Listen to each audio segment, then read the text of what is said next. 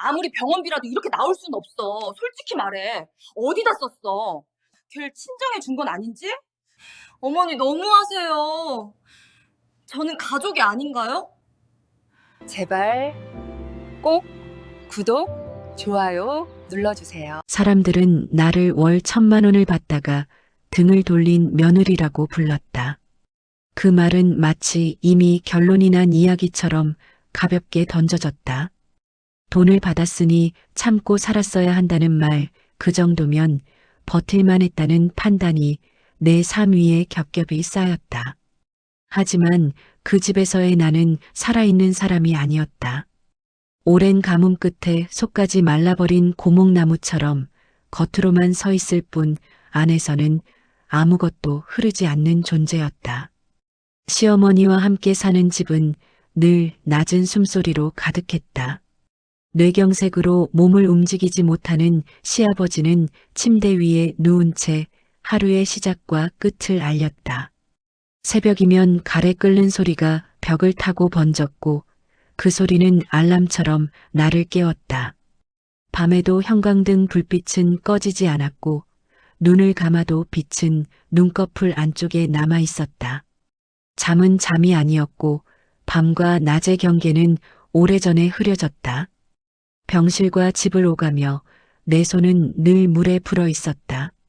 수건을 짜고 몸을 닦고 다시 수건을 적시는 동안 손끝의 감각은 조금씩 무뎌졌다. 찬물과 더운 물의 차이를 느끼지 못하는 날이 늘어갔고 어느 순간부터는 아픔조차 또렷하지 않았다. 거울을 보면 얼굴은 분명 나였지만 눈동자는 초점을 잃고 어딘가 멀리 떠 있었다. 웃는 표정이 어땠는지는 오래전에 잊혀졌고 입가에 남은 건 굳어버린 선뿐이었다. 집안에는 늘 숫자가 떠다녔다. 계산기 위를 오르내리는 숫자들은 하루의 날씨처럼 나를 지배했다.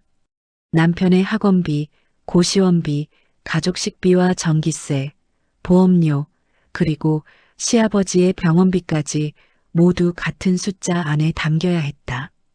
1,000만 원이라는 금액은 처음엔 넉넉해 보였지만 시간이 지나면서 바닥이 드러난 마른 우물 같았다. 아무리 들여다봐도 더 퍼올릴 물은 없는데 매달 같은 양을 요구받는 땅이었다. 조금이라도 계산이 어긋나는 날이면 공기는 날카로워졌다. 시어머니의 시선은 숫자보다 먼저 나를 훑었다. 설명을 꺼내기도 전에 의심이 먼저 자리를 잡았고 친정이라는 단어는 칼날처럼 튀어나왔다. 그 말이 나올 때마다 내 속에서는 이미 말라붙은 뿌리가 다시 한번 비틀렸다. 변명은 소용이 없었고 침묵은 더 깊은 오해를 불러왔다. 그렇게 하루가 쌓이고 계절이 바뀌어도 나는 같은 자리에 서 있었다. 비가 오지 않는 땅 위에서 잎을 틔울 수 없는 나무처럼 버틴다는 말조차 사치였다. 겉으로는 여전히 며느리였고 여전히 집안에 있었지만 안에서는 더 이상 자라는 부분이 남아있지 않았다. 서 있는 것과 살아있는 것은 다른 일이었다. 그 집에서의 나는 이미 오래전부터 다시는 새순이 돋지 않을 고목나무였다. 1,000만 원은 매달 같은 날 같은 방식으로 들어왔다. 날짜가 어긋난 적은 없었고 액수도 늘 정확했다.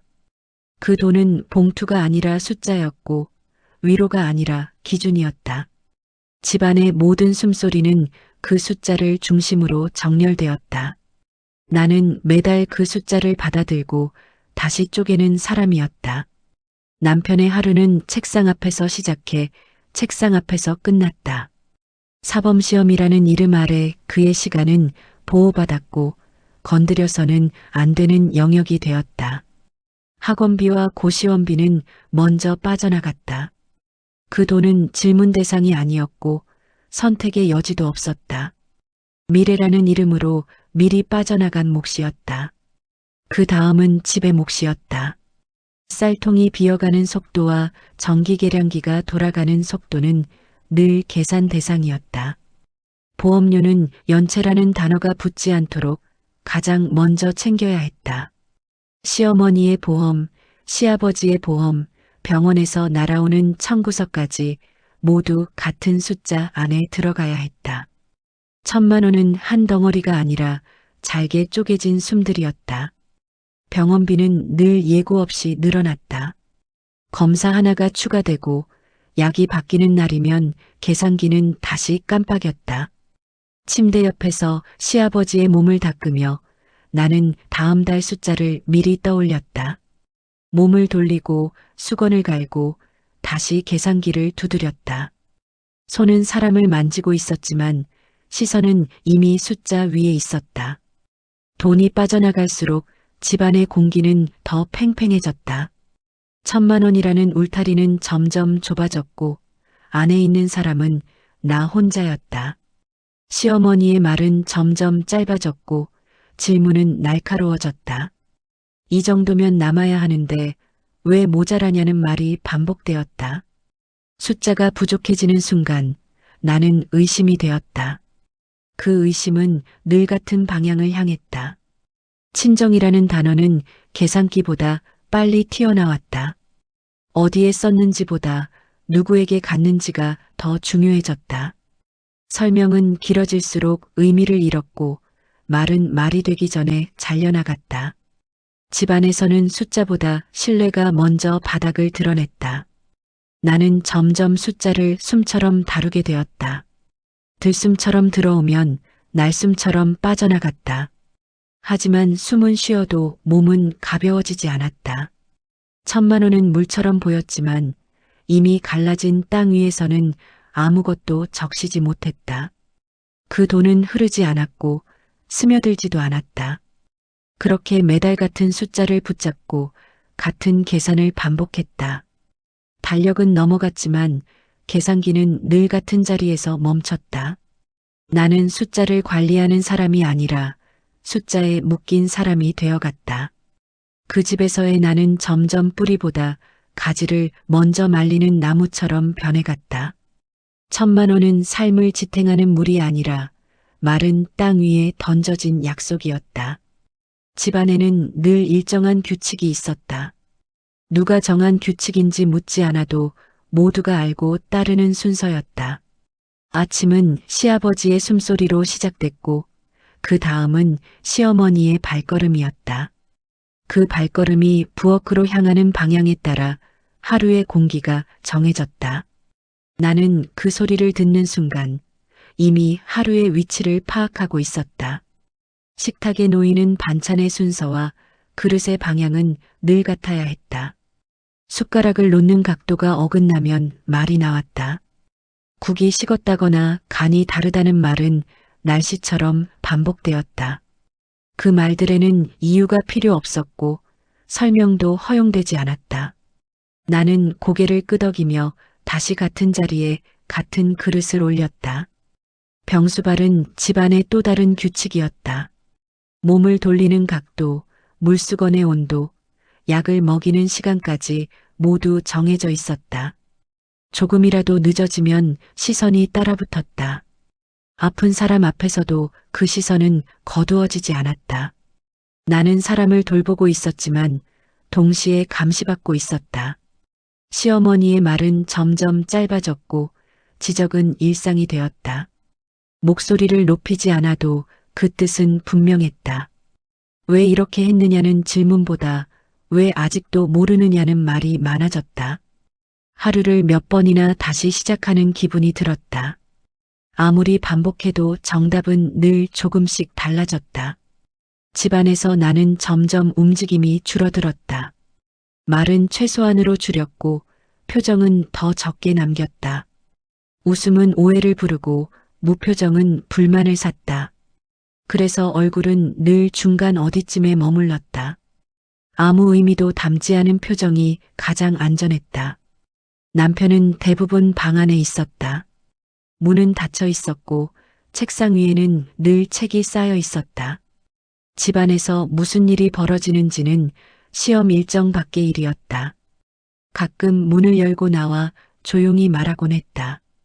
조금만 참으라는 말은 늘 같은 톤이었다.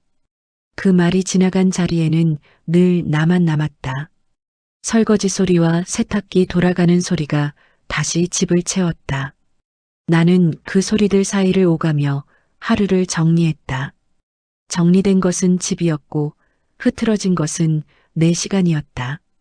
하루의 끝에서 남는 건 피로가 아니라 공백이었다. 어느 순간부터 시간은 숫자로만 느껴졌다.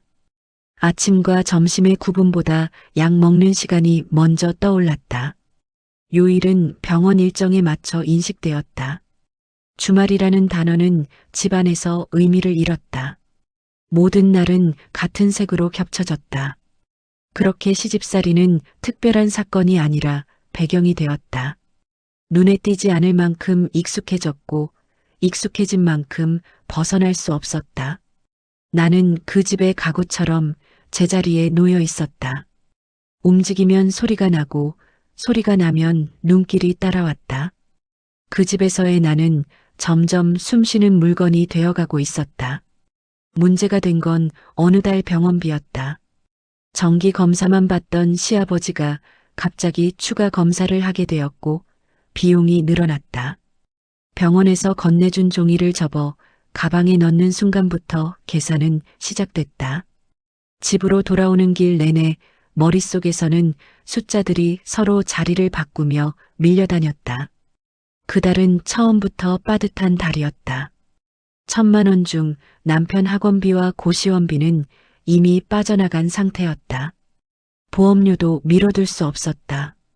전기세 고지서와 식비를 계산하고 나니 남은 금액은 병원비를 다 담기엔 부족했다. 부족한 액수는 크지 않았지만 그 집에서는 작은 차이도 문제가 됐다. 나는 영수증을 다시 펼쳤다 접기를 반복했다. 며칠 뒤 시어머니는 통장 내역을 들여다보며 물었다. 이번 달은 왜 남는 게 없느냐는 말이었다. 나는 병원비가 늘었다고 말했다. 검사가 추가됐고 약이 바뀌었다고 설명했다. 그 말이 끝나기도 전에 시어머니의 얼굴이 굳어졌다. 그 돈이 그렇게 많이 나올 리 없다는 말이 돌아왔다.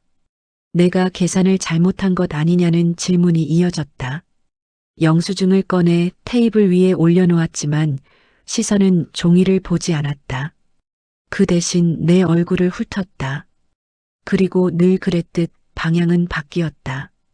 혹시 친정해 준 건 아니냐는 말이 나왔다. 처음엔 농담처럼 던진 말이었지만 바로 단정으로 바뀌었다.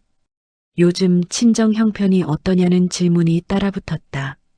나는 아무 말도 하지 않았다. 그 침묵이 오히려 확신이 된 듯 목소리는 더 커졌다. 왜 말을 못하느냐고 찔리는 게 있어서 그러는 거 아니냐고 했다. 병원비 이야기는 그 순간 사라졌다. 대화의 중심은 숫자가 아니라 의심이 되었다. 나는 다시 영수증을 집어들었지만 그 종이는 더 이상 증거가 아니었다. 이미 결론은 정해진 뒤였다. 남편은 그 자리에 있었다. 책을 보던 손을 멈추고 고개를 들었지만 아무 말도 하지 않았다. 시험 공부에 방해된다는 이유로 상황을 빨리 끝내자는 말만 던졌다.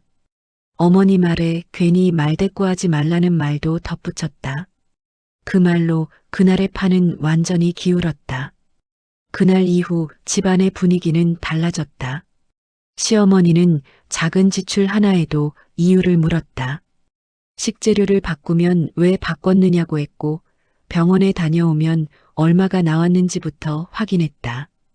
돈 이야기는 점점 사람 이야기가 되었고 사람 이야기는 곧 나에 대한 평가로 바뀌었다. 나는 하루에도 몇 번씩 계산기를 들었다. 그달 말 통장은 정확히 바닥을 드러냈다. 1,000만 원은 모두 쓰였고 남은 건 병원비 영수증 묶음이었다. 시어머니는 그걸 보며 다시 친정 이야기를 꺼냈다. 그날 나는 처음으로 깨달았다. 이 집에서 숫자가 모자라지는 순간 문제는 항상 내가 된다는 걸. 그달 이후 집안의 시간은 더 촘촘해졌다. 병원 일정은 늘어났고 시아버지의 몸은 점점 더 굳어갔다. 침대에서 몸을 돌리는데 걸리는 시간이 길어질수록 내 하루는 더 잘게 쪼개졌다. 아침과 점심 사이에는 늘 병원이 끼어들었고 병원에서 돌아오면 집안일이 밀려 있었다.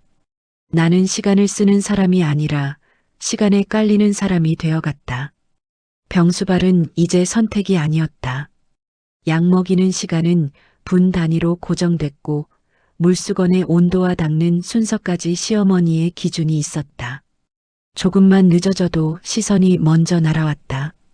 말은 짧았지만 뜻은 분명했다. 아픈 사람을 핑계로 모든 판단은 내 몫이 되었다. 병실에서 돌아오는 길이면 팔에는 늘 묘한 떨림이 남아 있었다. 힘을 줘서 생긴 떨림인지 힘을 오래 써서 생긴 떨림인지 구분이 되지 않았다. 엘리베이터 거울 속에서 내 얼굴은 늘 같은 표정으로 굳어 있었다. 눈은 떠 있었지만 안쪽에서는 초점이 자꾸 흐트러졌다. 마치 오래된 사진처럼 색이 빠진 얼굴이었다. 집에 들어오면 시어머니의 목소리가 먼저 들렸다. 오늘은 왜 이렇게 늦었느냐는 말이었다. 병원 이야기부터 꺼내면 말이 길어진다는 걸 알고 있었기에 나는 짧게 대답했다. 그 짧은 대답은 늘 불충분했다. 말이 부족하다는 이유로 다시 질문이 이어졌다. 식탁 위에는 늘 계산기가 올라와 있었다.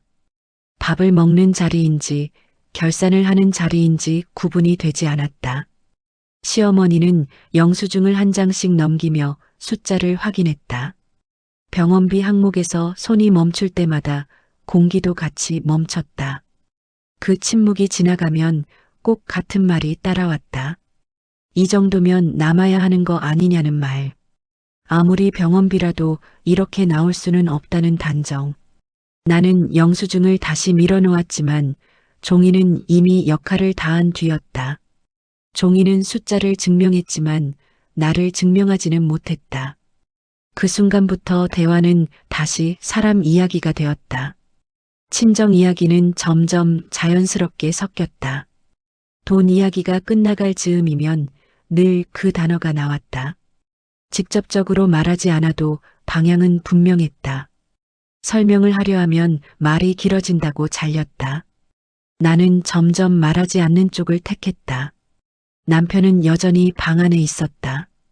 책상 위에는 참고서가 쌓여 있었고 방문은 대부분 닫혀 있었다. 가끔 문을 열고 나와 상황을 정리하듯 말하곤 했다. 지금은 예민한 시기니까 조금만 조심하자는 말. 그 말은 언제나 나에게만 해당됐다.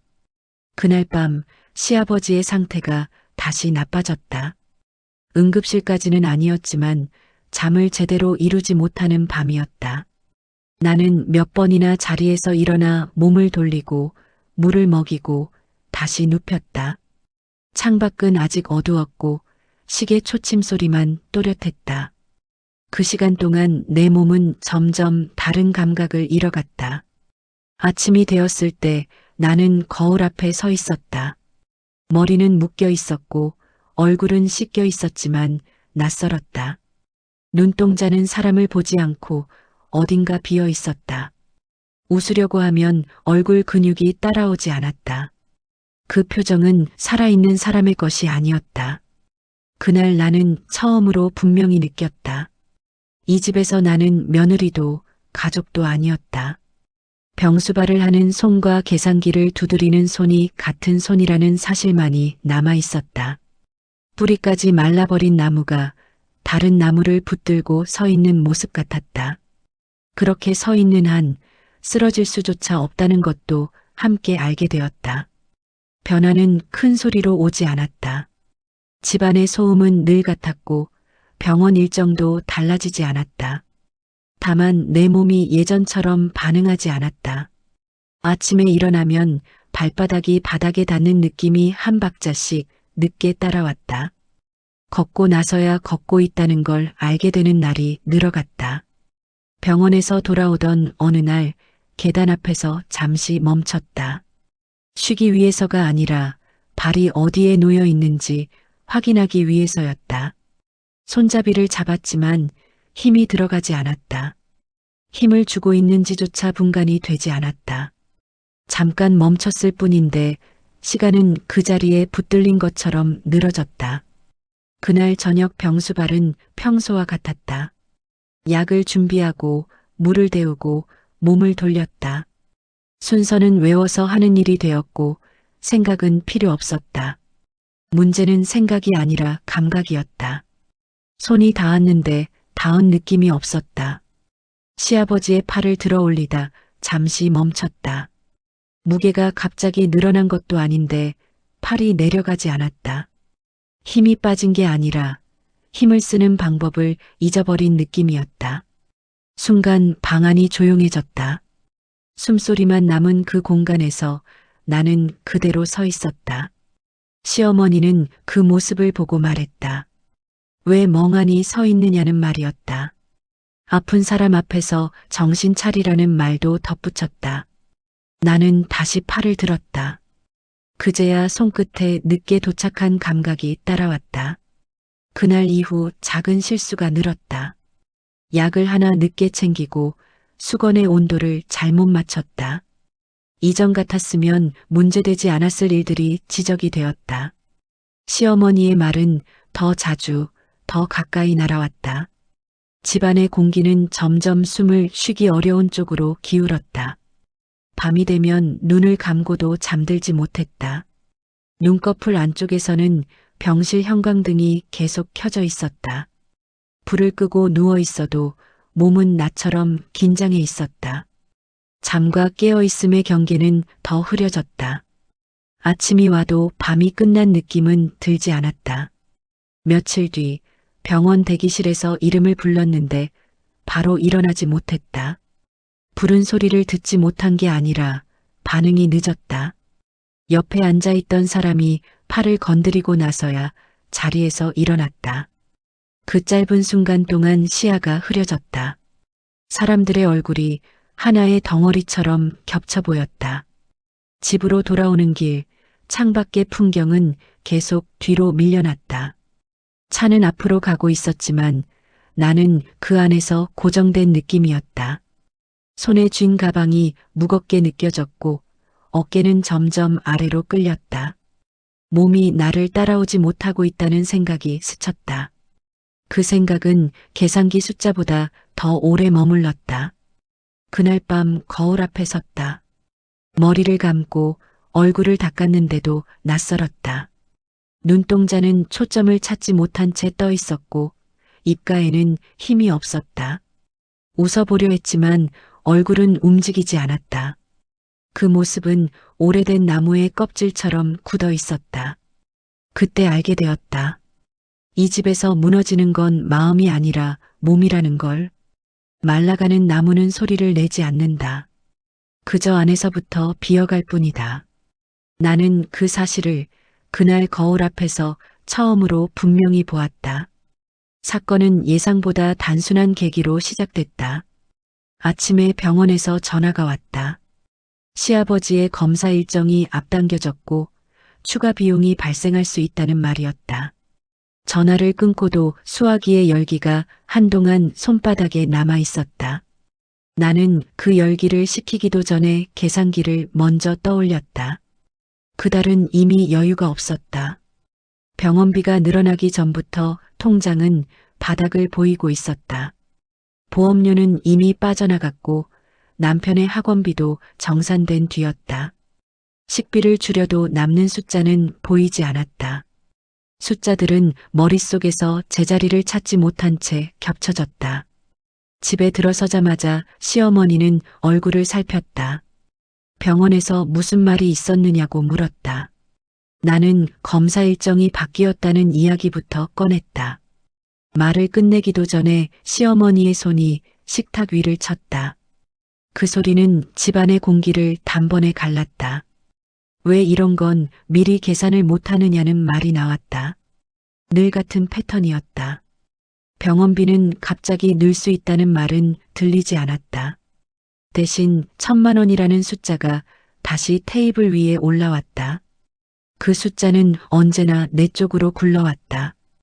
이번에는 시어머니의 말이 더 노골적이었다. 도대체 돈을 어디다 쓰는 거냐는 질문이 반복됐다.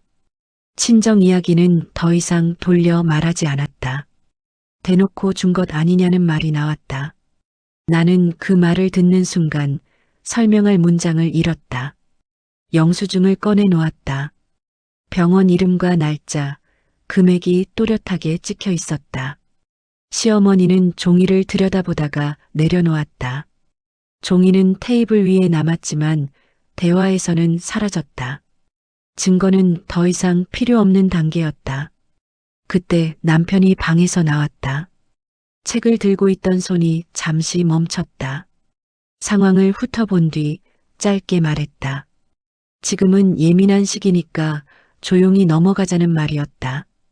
그 말은 늘 그렇듯 나에게만 향해 있었다. 나는 남편을 보았다. 얼굴은 피곤해 보였고 눈은 바닥을 향해 있었다. 그 눈길에는 선택이 없었다. 어머니와 나 사이에서 그는 이미 자리를 정해두고 있었다. 그 사실이 그날따라 유난히 또렷했다. 시어머니는 마지막으로 말했다. 돈을 받으면서 이렇게 행동하는 건 배신이라는 말이었다. 그 단어는 처음 듣는 말이 아니었지만 그날은 달랐다. 배신이라는 말이 집안을 한 바퀴 돌고 나서야 내 귀에 도착했다. 그 소리는 오래된 나무에 금이 가는 소리처럼 느리게 울렸다. 나는 그 자리에 서 있었다. 반박하지도 설명하지도 않았다. 입을 열면 숫자부터 다시 꺼내야 할 것 같았다. 하지만 그날은 숫자를 꺼내고 싶지 않았다. 이미 충분히 썼다는 생각이 들었다. 그날 밤 병실에서 시아버지의 손을 잡고 오래 서 있었다. 손은 여전히 차가웠고 숨소리는 일정했다. 나는 그 손을 잡은 채 창밖을 보았다. 불빛은 켜져 있었지만 어디에도 비가 내릴 기색은 없었다. 마른 나무 위로 또 하루가 지나가고 있었다. 그 순간 하나의 장면이 분명해졌다. 이 집에서는 무너지는 쪽이 늘 정해져 있다는 것. 그리고 그 자리에 내가 서 있다는 것. 버틴다고 해서 달라질 건 없다는 사실이 그날 밤 처음으로 또렷하게 형태를 드러냈다. 결정은 말로 나오지 않았다. 어느 날 아침 평소처럼 눈을 떴는데 몸이 먼저 움직이지 않았다. 일어나야 한다는 생각은 분명했지만 다리가 바닥을 찾지 못했다. 시간은 흘렀고 집안에서는 이미 아침 소리가 나고 있었다. 그 소리들이 문 너머에서 멀어지는 동안 나는 침대 끝에 앉아 있었다. 그날은 병원에 가지 않았다. 전화도 하지 않았고 이유도 만들지 않았다. 대신 서랍을 열고 통장을 꺼냈다. 1,000만 원이 들어오던 통장, 빠져나가던 통장, 숫자가 남아있던 자리. 종이를 넘길수록 손끝에 남는 건 금액이 아니라 마찰뿐이었다. 부엌에서는 시어머니의 발소리가 들렸다. 평소보다 빠른 걸음이었다. 오늘 일정이 왜 비어 있느냐는 질문이 곧 따라올 걸 알고 있었다. 하지만 그날은 대답을 준비하지 않았다. 준비된 말은 더 이상 없었다. 가방을 꺼내고 옷을 몇 벌 접어 넣었다. 많은 짐은 필요 없었다. 그 집에서 내가 차지하던 공간만큼이면 충분했다. 거울 앞에 섰을 때 얼굴은 여전히 낯설었지만 눈동자는 더 이상 흩어지지 않았다. 오래 말라있던 나무에 처음으로 그늘이 생긴 느낌이었다. 거실을 지나며 식탁을 보았다. 계산기가 놓여 있었고 영수증 몇 장이 그대로 남아 있었다. 나는 그 위에 병원비 영수증을 한 장 더 올려놓았다. 정리하지도 설명하지도 않았다. 숫자는 그대로 두는 편이 더 정확해 보였다. 현관에서 신발을 신는 동안 시어머니의 목소리가 들렸다. 어디 가느냐는 말이었다. 나는 고개를 돌리지 않았다. 문고리를 잡은 손에 힘을 주자 그동안 느끼지 못하던 감각이 또렷하게 돌아왔다. 차가운 금속의 온도가 손바닥에 분명히 남았다. 밖으로 나오자 공기가 달랐다. 같은 하늘 아래였는데도 숨이 깊어졌다. 발을 한 걸음 내디딜 때마다 땅의 감촉이 정확하게 전달됐다. 마른 흙 위에 처음으로 물이 스며드는 순간처럼 몸이 천천히 반응했다. 나는 뒤를 돌아보지 않았다. 그날 이후 1,000만 원은 들어오지 않았다. 대신 병원 일정도 계산기도 의심도 함께 멈췄다. 사람들은 여전히 말한다. 그 정도 지원을 받았으면 끝까지 버텼어야 한다고. 하지만 버틴다는 말이 무엇을 의미하는지는 그 집을 나와서야 알게 되었다. 나는 이제 서 있는 나무가 아니다. 뿌리가 드러나고 흙이 묻고 비가 오면 젖는 나무가 되었다. 겉모습은 초라해졌을지 몰라도 안에서는 다시 흐르기 시작했다. 그게 돈으로는 살 수 없는 것이라는 사실을 그 집은 끝내 알지 못했을 것이다. 이 이야기를 들으며 한 번이라도 멈춰 서게 된 순간이 있었다면 그건 이 이야기가 남의 일이 아니기 때문일 겁니다. 여러분이라면 어떤 선택을 하셨을지 댓글로 남겨주세요. 이런 이야기들이 계속 이어지길 바란다면 구독과 좋아요로 함께 해주세요. 다음 이야기도 노을 이야기에서 전해드리겠습니다.